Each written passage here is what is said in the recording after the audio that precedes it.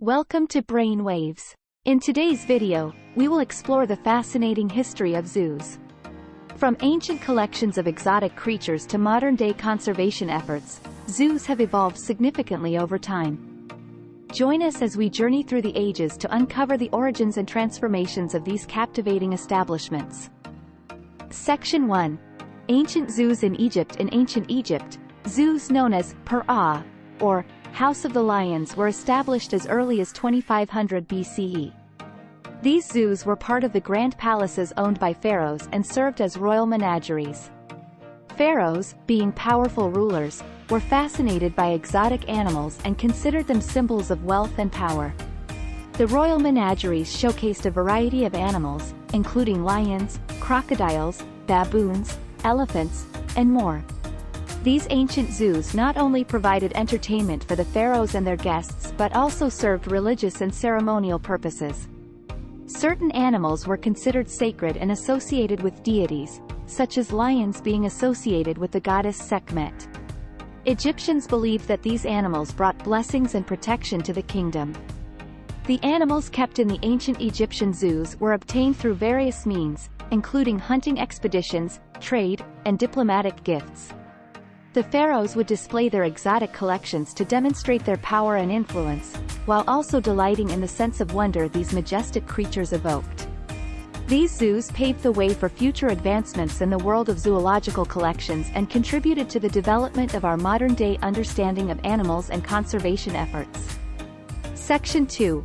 Mesopotamian contributions to ancient zoos. Mesopotamia, an ancient region located between the Tigris and Euphrates rivers, also played a significant role in the development of ancient zoos.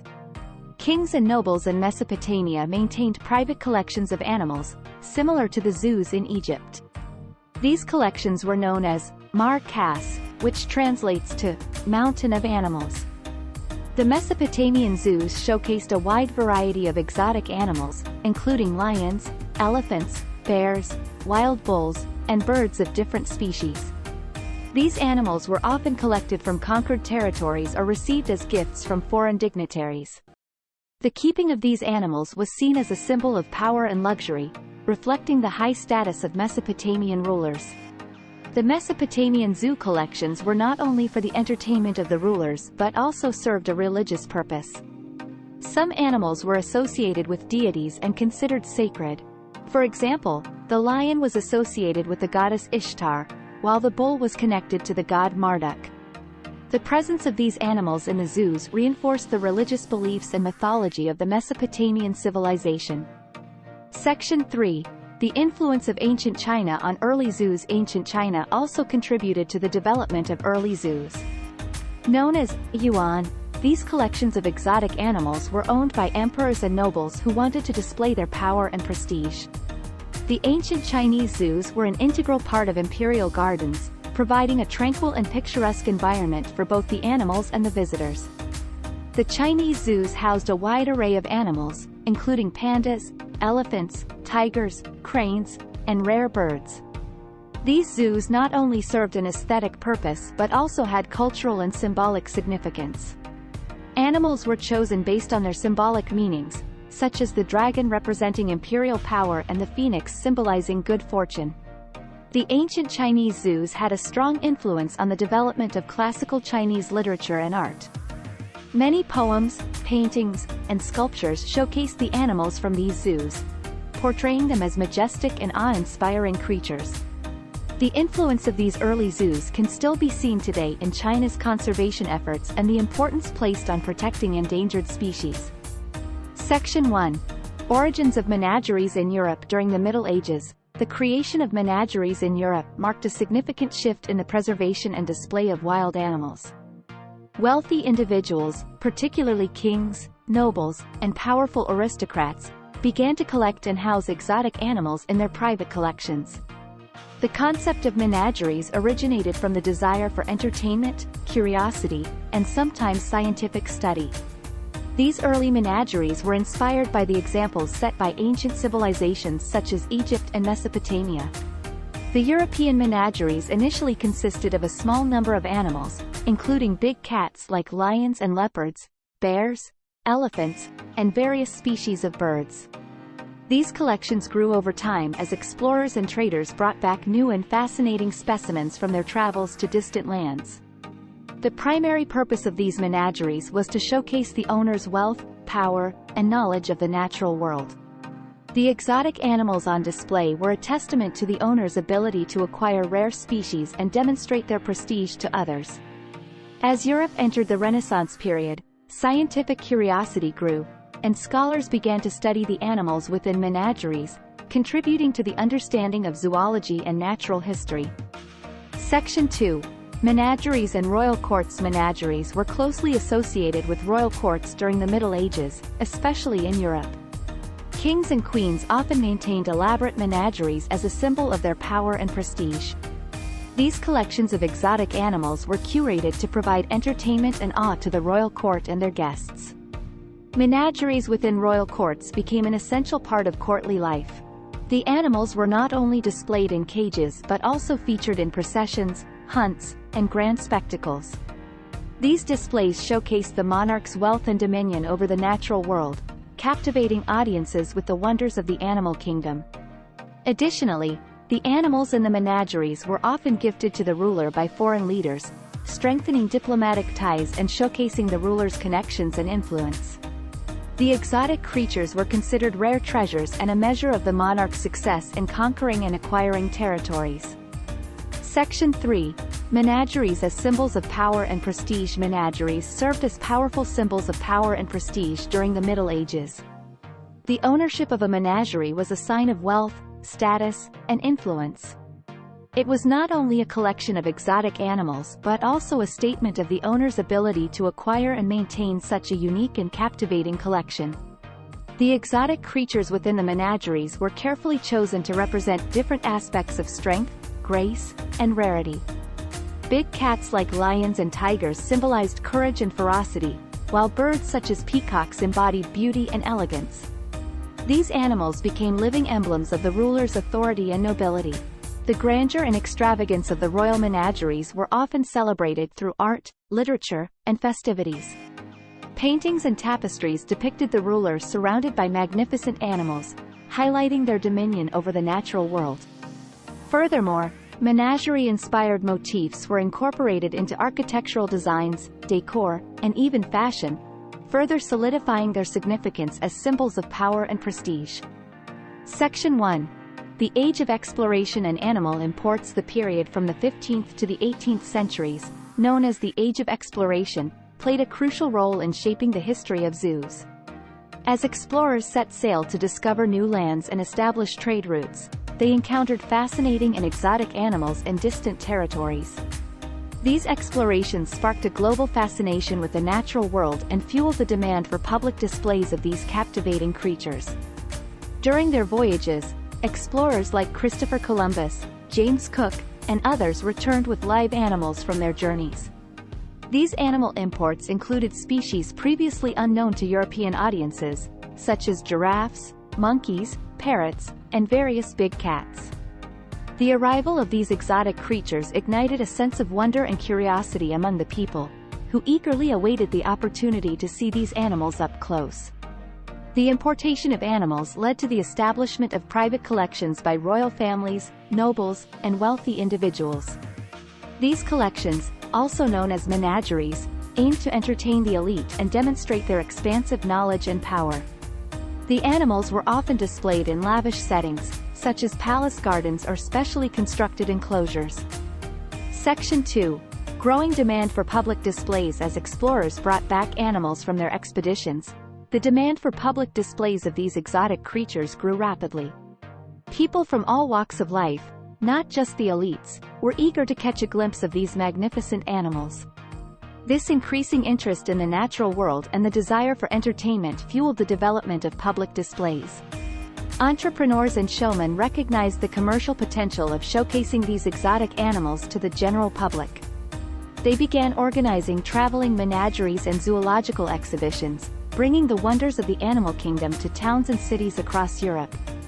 These traveling menageries, often set up in temporary enclosures, attracted large crowds and created a sense of spectacle and excitement.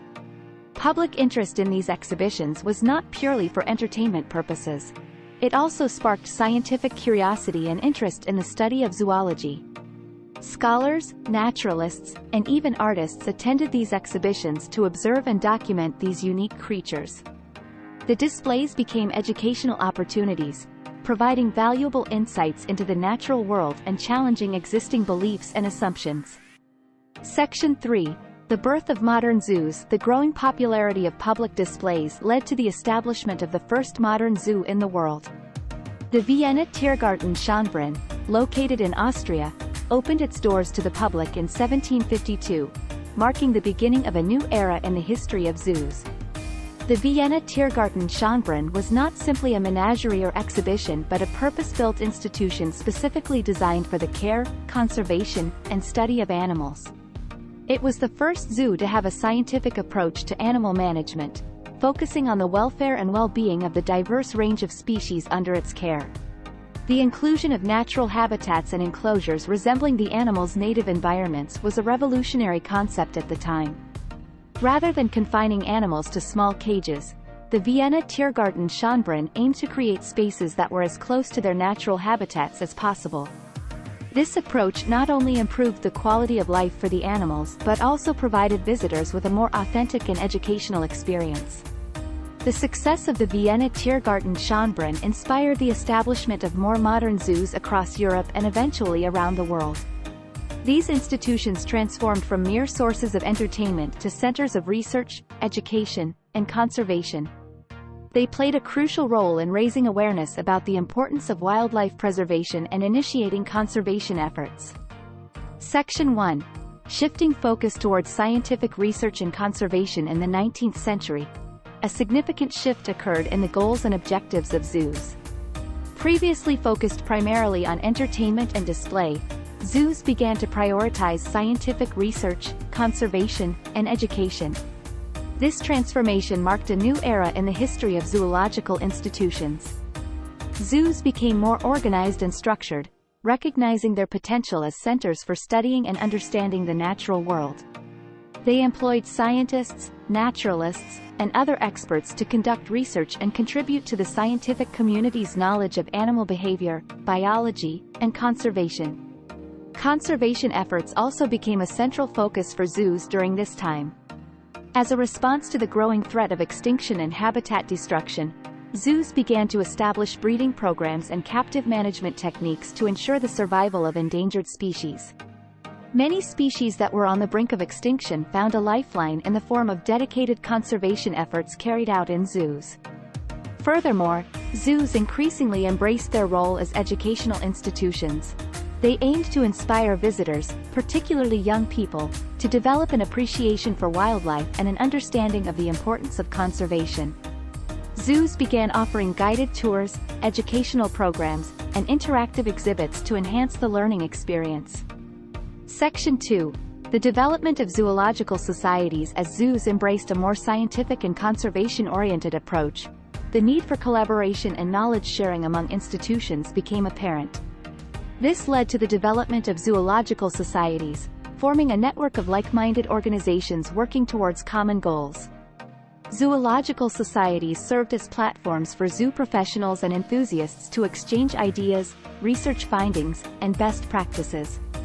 These societies facilitated discussions on animal care, breeding techniques, veterinary advancements, and conservation strategies.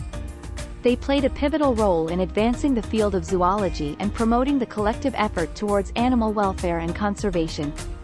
One of the notable achievements of zoological societies was the establishment of standardized protocols for zoo management and animal care. These guidelines ensured that animals in zoos received adequate nutrition, appropriate habitats, and veterinary care. By sharing their experiences and knowledge, zoos could continuously improve the welfare of their animals. In addition to knowledge sharing, zoological societies facilitated the exchange of animals between different zoos. This allowed for genetic diversity and healthy breeding programs. By mating animals from different regions and lineages, zoos aim to maintain healthy populations and prevent inbreeding, thus contributing to the long-term preservation of various species. Section 3. The importance of animal welfare and breeding programs. As zoos evolved in the 19th century, the importance of animal welfare became a key focus. Zookeepers and researchers recognized the significance of creating environments that were conducive to the well-being of the animals in their care. Animal welfare initiatives included providing species-appropriate habitats that resembled their natural environments as closely as possible. Zoos started implementing enrichments such as climbing structures, hiding spots, and toys to enhance the animals' physical and mental stimulation. Proper nutrition, veterinary care, and disease prevention measures were also prioritized. Breeding programs played a vital role in maintaining healthy populations and preventing the extinction of endangered species. Zoos became part of international efforts to coordinate breeding programs and conservation initiatives. By sharing their knowledge and expertise, zoos collaborated to establish successful breeding programs for various rare and endangered species. These breeding programs aim to create sustainable populations that could potentially be reintroduced into the wild. Zoos recognize the responsibility to not only protect animals within their confines but also to contribute to global conservation efforts. Section 1. Role of modern zoos in conservation efforts. Modern zoos have become pivotal players in global conservation efforts. They play a crucial role in protecting endangered species and preserving biodiversity. Through their breeding programs, research initiatives, and public education, zoos are actively working towards a sustainable future for wildlife. One of the primary responsibilities of modern zoos is maintaining healthy populations of endangered species. Many species face the threat of extinction due to habitat loss, poaching, and climate change. Zoos provide a safe haven for these endangered animals, with dedicated facilities and expert care. Moreover, modern zoos actively participate in breeding programs that aim to reintroduce animals back into their natural habitats. These programs involve carefully managing genetic diversity and creating viable populations that can thrive in the wild. Zoos work in collaboration with other conservation organizations to ensure the success of these reintroduction efforts. In addition to their direct conservation efforts, modern zoos also prioritize public education. They provide a platform for people to learn about wildlife conservation, the importance of protecting habitats, and the interconnectivity of ecosystems. Through educational programs, interactive exhibits, and conservation talks, zoos strive to inspire individuals to take action and become stewards of the environment. Section 2. Animal enrichment and welfare in modern zoos. In modern zoos, animal enrichment and welfare are given high priority. Gone are the days of animals being confined to small, barren enclosures. Instead, zoos strive to create habitats that meet the physical, cognitive, and behavioral needs of the animals. Animal enrichment involves providing a stimulating environment that encourages natural behaviors and promotes overall well-being. Enrichment activities can include puzzles, feeding devices, scent trails, and opportunities for social interaction. These activities keep the animals mentally engaged, alleviate boredom, and promote physical fitness. In addition to enrichment, modern zoos focus on ensuring the best possible welfare for their animals. This includes providing proper nutrition, veterinary care, and ample space for animals to move and roam. Veterinary teams closely monitor the health of the animals, employing modern medical techniques and advancements to ensure their well-being. Furthermore, zoos have made substantial progress in promoting positive animal-human interactions. Rather than purely passive viewing, interactions such as behind-the-scenes experiences, educational presentations, and even interactive exhibits allow visitors to develop a deeper appreciation and understanding of the animals. Section 3. Collaboration and international partnerships in modern zoos. Modern zoos understand the complexity of conservation and the importance of working together to achieve common goals. They actively engage in collaborations and partnerships with international organizations and fellow zoos to ensure the well-being of animals and promote biodiversity. One way zoos collaborate is through the sharing of expertise and knowledge. Researchers and animal care professionals from different zoos exchange information and best practices, contributing to a greater understanding of animal behavior, health, and conservation. This shared knowledge helps to improve the care and management of animals in zoos worldwide. Collaboration also extends to breeding programs. Zoos participate in cooperative breeding initiatives, where animals are carefully matched with suitable mates from other institutions to ensure genetic diversity and prevent inbreeding. By pooling resources and coordinating efforts, zoos can contribute to larger-scale conservation plans and increase the chances of successful breeding and reintroduction programs. Additionally, modern zoos partner with international organizations dedicated to wildlife conservation and biodiversity preservation. These partnerships allow for joint initiatives, such as funding research projects, supporting field conservation programs, and implementing conservation campaigns. By working together, zoos and these organizations can have a greater impact on global conservation efforts. And that brings us to the end of our journey through the history of zoos. We have witnessed the transition from ancient private collections to the establishment of public zoos focused on scientific research and conservation.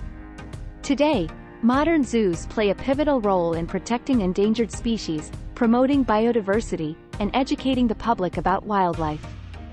As we continue to evolve, it is crucial that we support these efforts and ensure the well-being of our animal counterparts. So, the next time you visit a zoo, take a moment to appreciate the rich history behind it and the important role it plays in preserving our natural world.